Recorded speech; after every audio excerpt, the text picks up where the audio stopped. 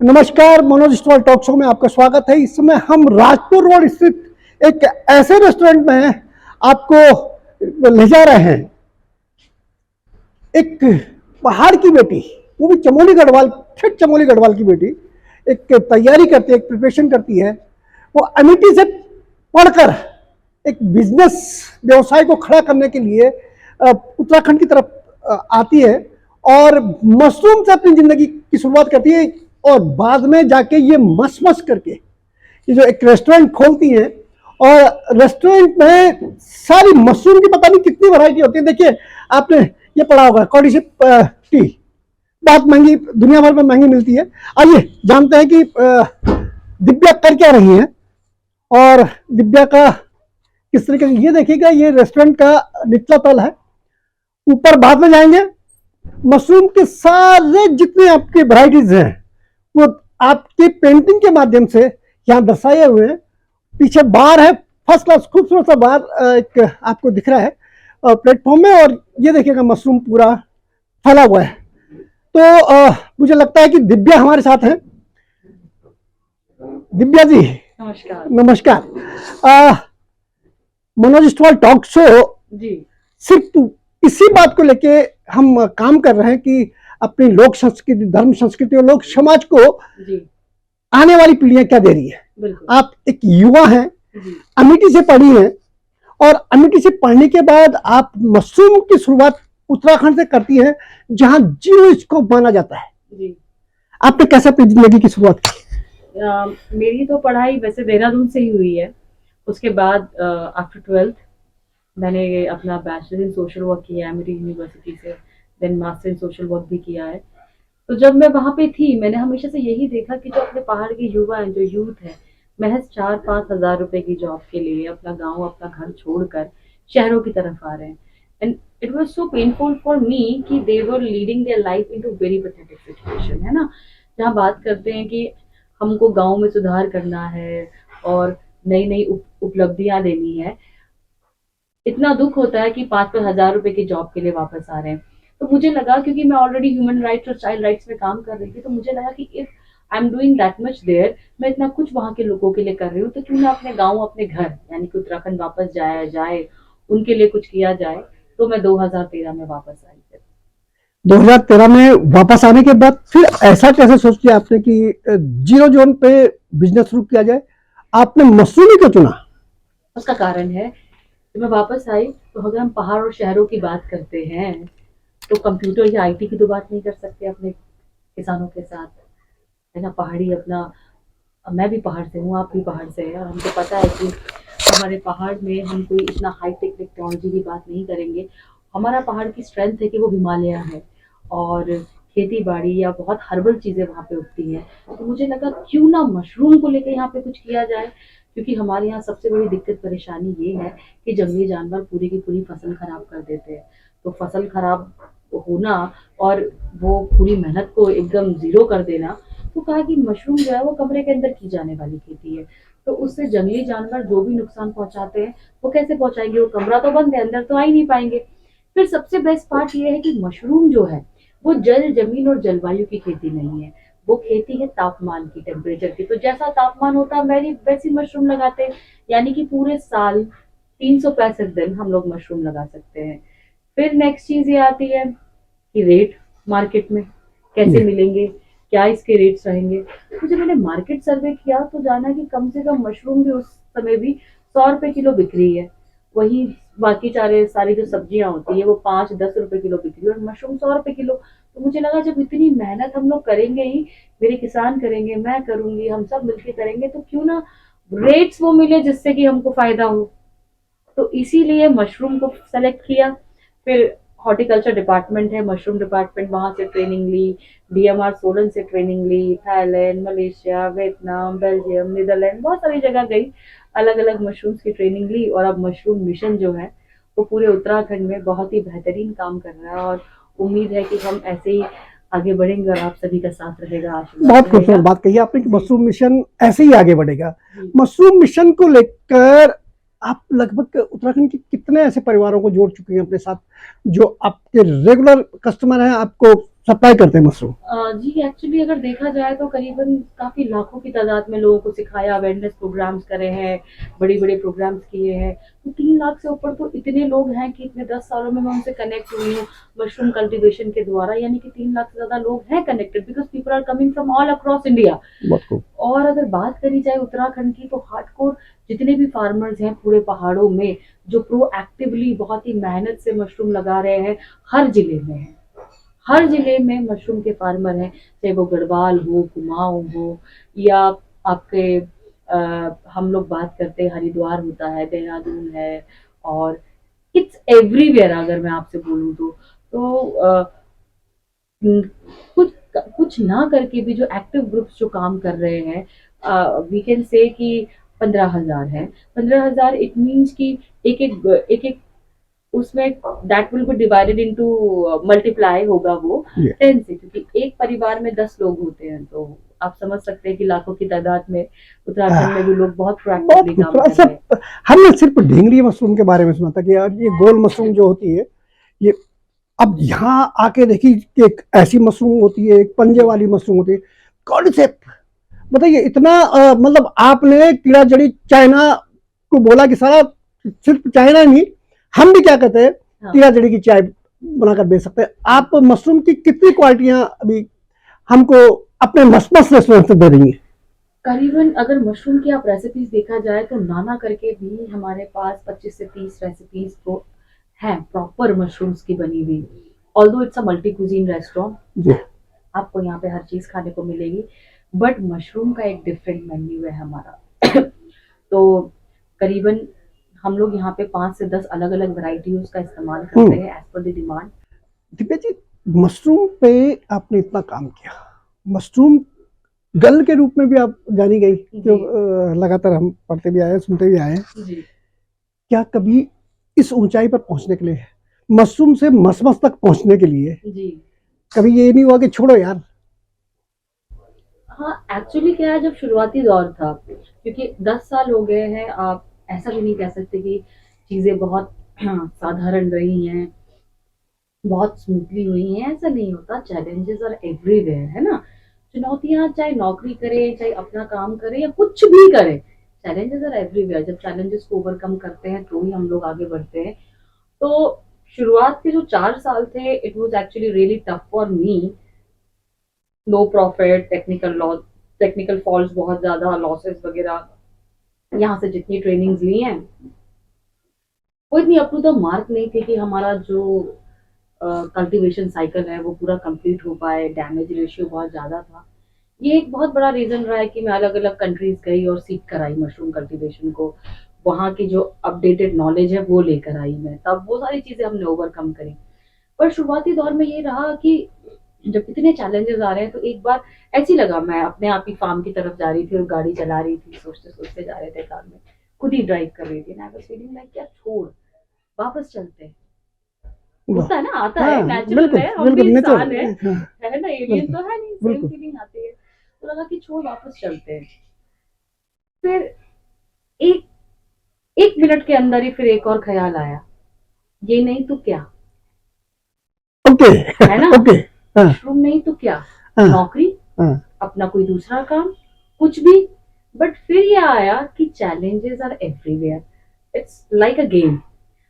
आप ऐसा मत सोचिए कि आपको चैलेंज आया, आपने यहाँ पे पुट कर दिया कि नया काम करूंगी और वहां पे फिर चैलेंज नहीं आएगा। चैलेंज तो वहां भी आएगा, लेवल 1, लेवल 2, लेवल 3। लेवल 3 में लेवल 1 और 2 को पार करके ही तो 3 में जाऊंगी।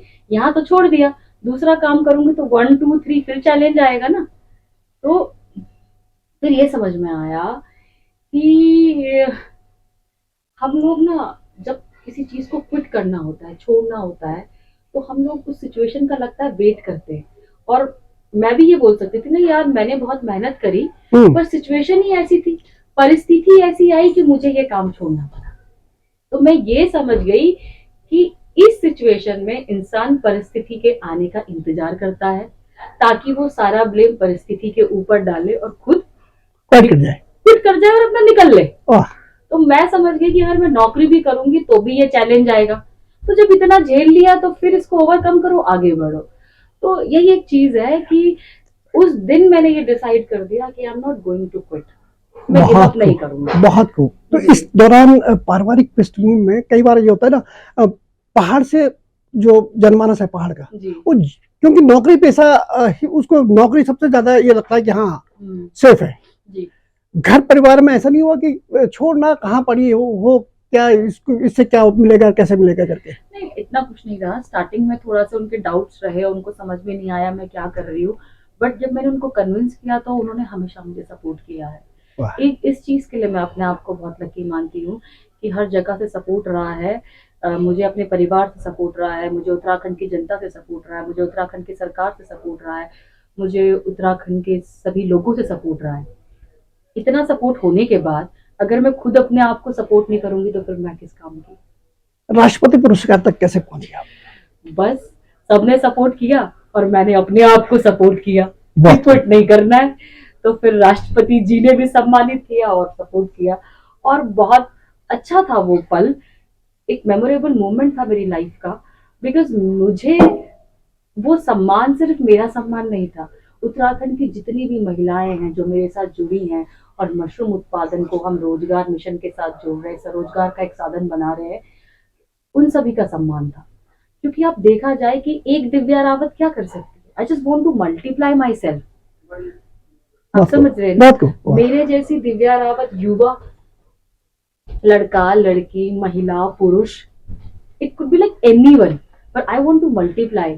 और मेरी आप लोगों से भी यही गुजारिश है कि मैं जितना ज्यादा अपने आप को मल्टीप्लाई करूंगी, जितना ज्यादा दिव्या रावत इस उत्तराखंड में आएंगे, तो आई होप कि एक बहुत बड़ा रेवोल्यूशन होगा और हमें नौकरी के लिए अपना गांव, अपना घर छोड़ के शहरों की तरफ धक्के खाने की जरूरत नहीं पड़ेगी। वही मैं कह रहा हूँ, मल्टीप्लाई। लेवल 1, लेवल 2, लेवल 3 की तो आपने बात की, आप लेवल 4 में हैं। आपका मसमस लेवल 4 में ही है, फोर्थ फ्लोर में आ गई है। करोड़ों का व्यवसाय जोड़ने के लिए क्या ऐसा झंझट नहीं है कि बिजनेस में किसी ने आपको हार्म किया हो और आप बुरी तरह से टूट गई हो? मसमस के को जोड़ने के लिए आपने क्या क्या किया ऐसा? देखिए, बहुत सारी चीजें होती हैं जब नाम बड़ा होता है और आगे बढ़ते हैं, क्योंकि मेरे लिए एक मिशन है, और मैं बहुत लकी हूँ कि आप सभी का बहुत प्यार और सम्मान मुझे मिला और सपोर्ट मुझे मिला है। तो बाहर की कुछ ऐसी परिस्थिति और कुछ ऐसे लोग होते हैं शॉर्टकट मेंटालिटी के, कांटेक्ट करते हैं, हार्म करने की कोशिश करते हैं, बट थोड़ा सा हिलते हैं, बुरा लगता है, बट अपनी हिम्मत खुद से नहीं हारनी होती, उसको ओवरकम करके आगे बढ़ना होता है। और हाल फिलहाल में ही अभी कुछ परिणाम सामने आए हैं, कुछ लोगों ने कुछ ऐसी चीजें करने की कोशिश करी मेरे साथ, and I'm very thankful to Uttarakhand government and Uttarakhand police कि they have taken very fast action और बहुत सपोर्ट रहा। और आई होप कि एक उम्मीद जागी है अंदर कि हम युवा आके अगर उत्तराखंड में काम करते हैं और हमारे साथ कुछ ऐसी दुर्घटनाएं हो जाती हैं, तो हमें जो अपने लोग हैं यहाँ पे, इवन सरकार है चाहे पुलिस है, उन सबका सपोर्ट है, बिकॉज वी आर पहाड़ी people, very simple, we are not that much complicated, क्योंकि उत्तराखंड में हमने क्राइम देखा ही नहीं है, बिल्कुल अंदाजा ही नहीं है। हम जितनी भी मूवी देख लें पर इमेजिनेशन नहीं बनता। वो लोग जो दूसरे स्टेट्स में हैं जहाँ पे क्राइम रेशियो बहुत ज्यादा है और वो उसी चीज में पले बड़े हैं, they are used to of that. हम कितना भी अपने आप को चालाक बनाए, हम किसी को धोखा नहीं दे सकते। That's true. उत्तराखंड की पहचान है ऑल ओवर इंडिया में। मैं भी पहाड़ी हूँ, आप भी पहाड़ी हैं, कितनी भी मेहनत करे पर रोटी सुकून की खाना पसंद करते हैं ना, कॉम्प्लिकेटेड नहीं। हमारे जनरेशन टू जनरेशन में वो चीजें नहीं है।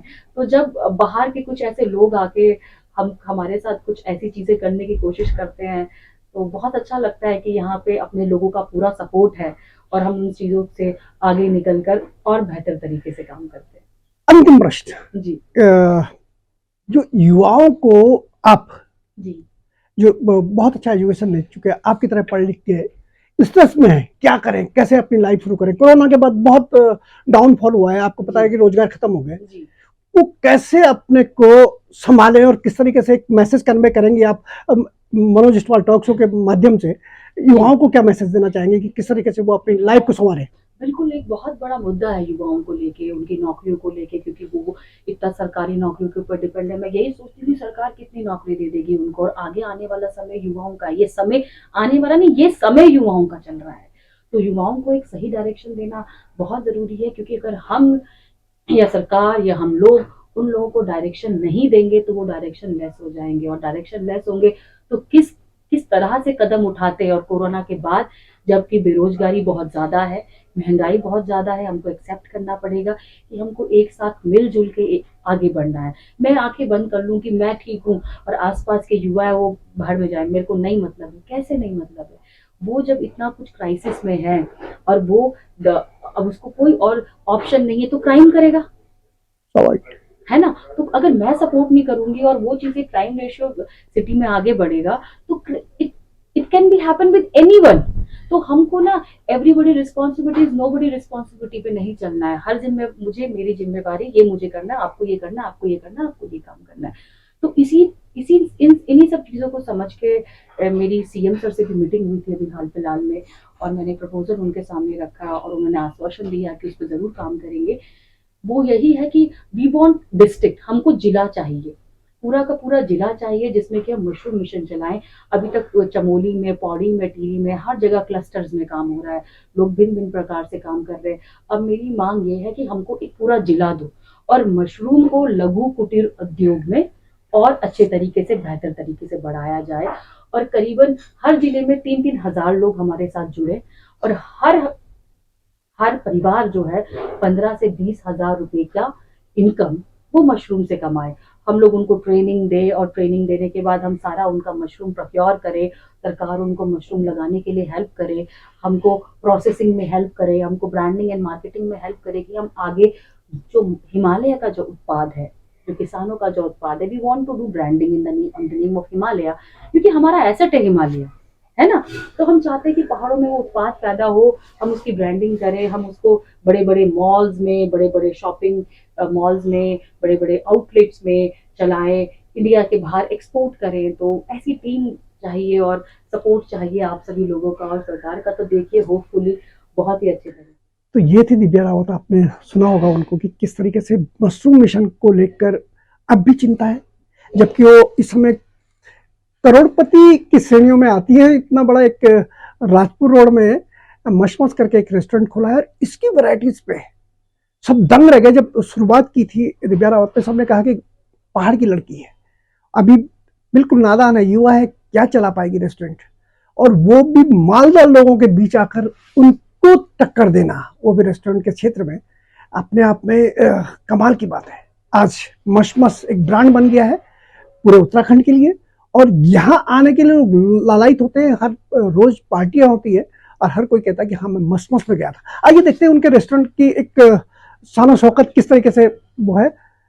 कैमरे के साथ साथ आगे बढ़ते हैं, थोड़ा दिव्या भी समझाएंगे कि आगे जाके बाहर का कैसे हुआ और किस तरीके से हुआ। देखिए ये सारा एम्बियंस है ना, और ये डिफरेंट वैरायटीज ऑफ मशरूम्स है जो हम यहाँ पे सर्व कर रहे हैं अपने गेस्ट को। और this is actually inspired cuisine and super bar. So we have a bar here.